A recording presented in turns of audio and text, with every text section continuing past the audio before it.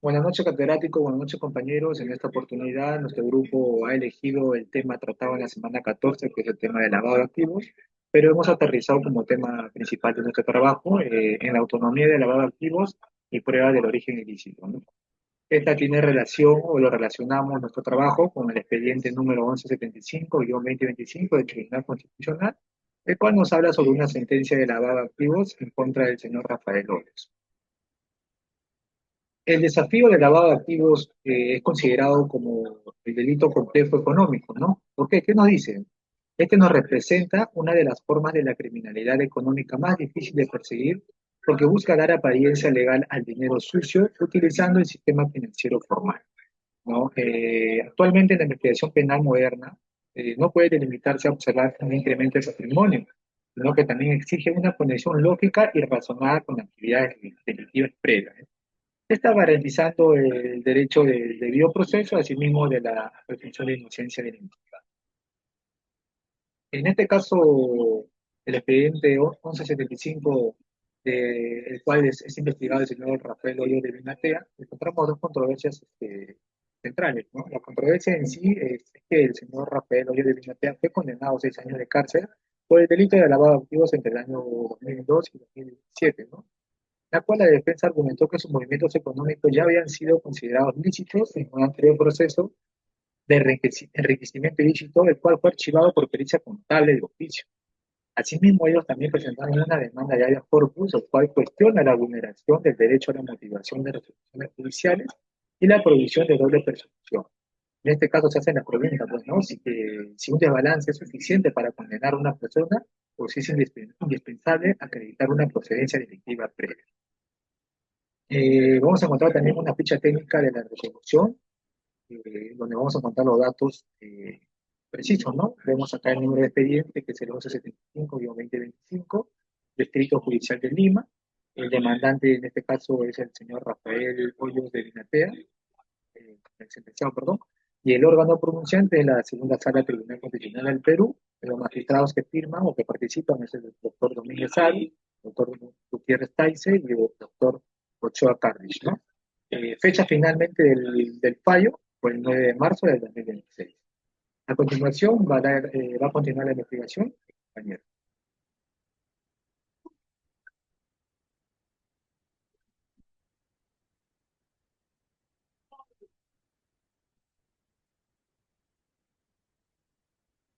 Las posiciones en cada una de ellas. La posición de la parte demandante argumenta que Rafael Hoyos fue perseguido por segunda vez por hechos ya revisados en un proceso anterior, y su defensa señaló que varias operaciones usadas en la acusación por lavado de activos ya habían sido analizadas en una investigación anteriormente, en la cual había sido terminado con un sobreseimiento por una prueba pericial. En cambio, la posición por parte de la parte demandada representada por el procurador judicial sostuvo que el habeas corpus debía ser rechazado. Afirmó que la defensa buscaba convertir en un proceso constitucional en una nueva instancia penal para revisar pruebas y responsabilidades. De esa posición, los cuestionamientos pertenecían a la justicia ordinaria, porque trataban sobre elaboración probatoria substitucional penal y de desacuerdo de la condena. En la sala penal superior, consideró que Rafael Hoyos realizó actos de conversión, de transferencia, tenencia y ocultamiento, y tomó como base varios movimientos bancarios, ¿no?, ejecutados entre el año 2002 y 2007, según los análisis o hechos que habían servido casos sobre el análisis crítico de la controversia. La controversia principal nace porque el lavado de activos es un delito autónomo, ¿no? Esta autonomía permite investigar sin una sentencia previa de delito fuente. Pese a ello, no autoriza la condenar a una persona sin explicar el origen criminal del dinero. En este caso, analizado por los jueces penales, hicieron valorar a depósitos, transferencias, compras, pero no desarrollar una claridad si esos bienes provenían de una actividad delictiva en concreto. La posición del grupo adopta una posición cercana al Tribunal Constitucional, que el lavado de activos puede investigarse sin una condena previa de delito fuente. Aún así, una condena exige demostrar que los bienes tienen origen criminal Esta postura no busca proteger a actos sospechosos, ni mucho menos cerrar investigaciones complejas, sino exigir que el Estado compruebe mediante la acusación con razones claras, en pocas palabras que sea una sentencia de manera objetiva con pruebas y elementos objetivos.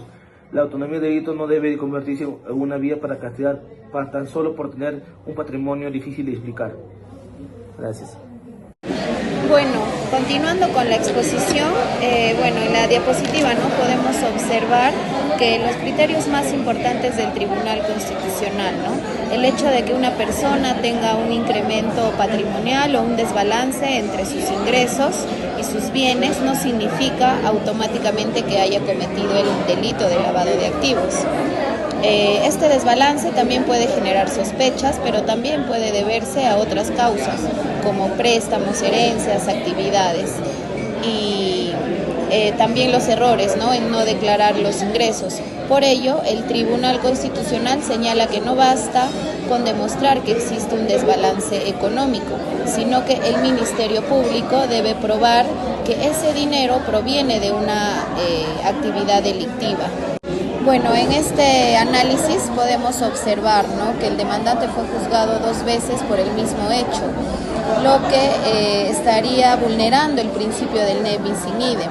Entonces la defensa sostuvo que sí existía una doble persecución porque anteriormente ya había sido investigado por el mismo delito. Y bueno, en la última diapositiva podemos observar que la defensa argumentó que una pericia contable oficial ya había determinado que el patrimonio del acusado era de origen lícito. Y además de ello señaló también que el Poder Judicial había invertido la carga de la prueba, exigiendo al acusado demostrar que su dinero era legal. Finalmente, el Tribunal Constitucional aceptó que el lavado de activos es un delito autónomo, pero aclaró que esa autonomía no elimina la obligación de demostrar el origen ilícito del dinero. En esta parte voy a explicar qué decidió el Tribunal Constitucional sobre el delito de lavado de activos y por qué en esta sentencia es importante entender la autonomía de este delito y la necesidad de probar el origen ilícito del dinero. Primero, el Tribunal Constitucional señaló que existía una falta de motivación en sentencias anteriores. Esto significa que los jueces no explicaron de forma clara cómo el dinero supuestamente provenía de actividades ilícitas, llegó a las cuentas o al patrimonio del acusado. En otras palabras, no basta con decir que una persona tiene más dinero del que puede justificar. También es necesario demostrar con pruebas o indicios que es dinero realmente proveniente de un delito. Luego, el tribunal analizó el argumento de ne bis in idem, que es el principio que prohíbe juzgar 2 veces a una persona con los mismos hechos. En este caso, el tribunal lo rechazó el argumento porque el nuevo proceso trataba sobre hechos diferentes a los que ya habían sido investigados anteriormente. Por eso concluyó que no existía una doble persecución penal. Debido a esos errores, el Tribunal Constitucional declaró nulidad a la condena. Esto significa que anuló la sentencia condenatoria y ordenó que se emitiera una nueva resolución con la mejor fundamentación. Esto es importante mencionar que el tribunal no dijo que el acusado fuera inocente, sino que la condena debería ser debidamente sustentada y explicada. En la siguiente diapositiva se presenta que el fundamento del voto del magistrado Gustavo Gutiérrez, él señala una idea muy importante. Aunque el delito de lavado de activos sea autónomo, eso no significa que ya no sea necesario demostrar que el dinero tiene un origen ilícito. Ese origen debe acreditarse mediante pruebas o indicios razonables y objetivos. Finalmente, el magistrado también explica que una de las personas no puede ser condenada por sospechas o porque no logró justificar completamente su patrimonio. Si no existen pruebas suficientes del origen ilícito del dinero, se enviará vulnerando la persecución de la inocencia. Por eso, esta sentencia deja claro que la autonomía del lavado de activos no elimina la obligación de probar que los bienes provienen de una actividad delictiva. El Tribunal Constitucional reafirma que el lavado de activos es un delito autónomo, por eso no significa que se pueda condenar sin pruebas. Esto debe demostrarse mediante indicios o pruebas suficientes, que el dinero o los bienes que tiene un origen ilícito representaban el delito de proceso y la persecución de inocencia. Bueno, a mí me ha tocado exponer sobre la autonomía probatoria controlada. Esto explica que la autonomía del delito de lavado de activos tiene límites. Significa que no es necesario contar con una condena firme por el delito fuente para iniciar una investigación o un proceso penal por lavado de activos, Sin embargo, esta autonomía no puede interpretarse como una autorización para que el Ministerio Público acuse a una persona sin demostrar que el dinero proviene de una actividad ilícita. Además, el caso que nos han dado a analizar establece un precedente importante porque señala que el desbalance patrimonial por sí solo no puede ser considerado la prueba principal o única para condenar por lavado de activos. Por ello, siempre es necesario contar con otros elementos probatorios que acrediten el origen ilícito del dinero. En las implicancias de la doctrina penal se presentan 4 implicancias principales. La primera es la exigencia del nexo causal, que obliga al juez a demostrar la relación entre presunto desvío del dinero y los bienes investigados. La segunda es la prueba indiciaria estricta, la que significa que los indicios deben ser sólidos, estar relacionados entre sí y permitir descartar una explicación lícita. La tercera es la protección de las garantías, recordando que la lucha contra el lavado de activos no puede afectar derechos fundamentales ni intervenir la carga de la prueba. Y finalmente se menciona la suficiencia de la pericia, destacando que las pericias contables oficiales deben ser evaluadas antes de ser descartadas, ya que constituyen un medio importante para determinar el origen del patrimonio.